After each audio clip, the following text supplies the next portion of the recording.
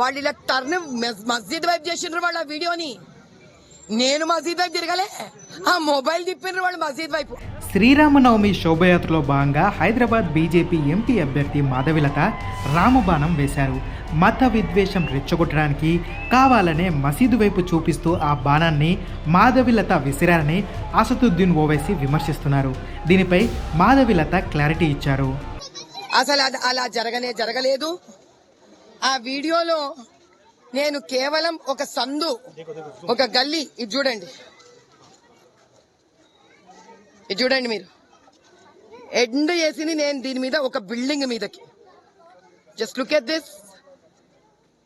ఇది గల్లీలో స్టార్ట్ చేసిన నేను, ఒక లేన్ ఉంది అక్కడ, ఆ లేన్ నుంచి it has been turned on to a building side.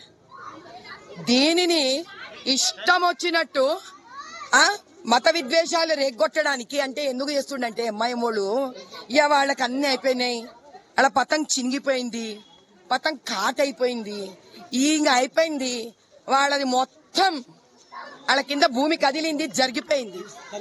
ఇది అయ్యే వ్యవహారం కాదు, ఇది సత్యనాశ వ్యవహారం పరిస్థితికి వచ్చేసింది. డ్రైనేజీలు బాగా లేకుండా, రోడ్ల మీద లైట్లు లేకుండా, వక్ బోర్డ్ ల్యాండ్లు కొట్టేసి, అలా మందిరాలు ఇరిగి పడుతుంటే కూడా మాట్లాడకుండా, ఫ్లైఓవర్లు ఆంజనేయ స్వామి గుళ్ళ మీద వస్తుంటే మాట్లాడకుండా, వాళ్ళ సొంత ప్రాపర్టీలను వాళ్ళు బచాయించుకుంటూ, పస్మందా అట్లా ముస్లింలని, ఇట్లా గరీబ్ ఎస్సీ ఎస్టీలని అందరికీ అన్యాయం చేసిన వాళ్ళకి మిగిలిందా? ఇట్లా నా మీద గలత్ వీడియోలు చూపించుడు ఒక్కటే మిగిలింది వీళ్ళకి. ఈ గలత్ వీడియోలు చూపించడం వల్ల ఏమైతుంది? ఆ పాపం యువకులు ఉంటారు ముస్లింలల్లా, ఇవన్నీ చూపించి వాళ్ళు ఏమనుకుంటారు, అయ్యో అని బడకాయిస్తారు.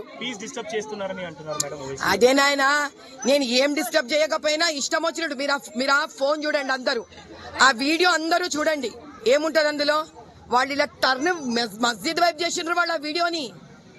నేను మస్జిద్ వైపు తిరగలే, ఆ మొబైల్ తిప్పిండ్రు వాళ్ళు మస్జిద్ వైపు. అంటే దీని అర్థం ఏంటంటే వాళ్ళు ఇట్లాగా హిందూ ముస్లింల మధ్యలో ద్వేషాలు పెంచి కమ్యూనల్ ఇరిటేషన్స్ వాళ్ళ మధ్యలో తెస్తే మళ్ళీ గెలుస్తాను అనుకుంటున్నా మహానుభావుడు.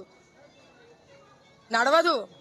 నా తలపైన రామ్ రహీం ఇద్దరు ఆశీర్వాదం ఉంది, అందుకే పర్రని నిలుపుతాడు క్యాండిడేట్.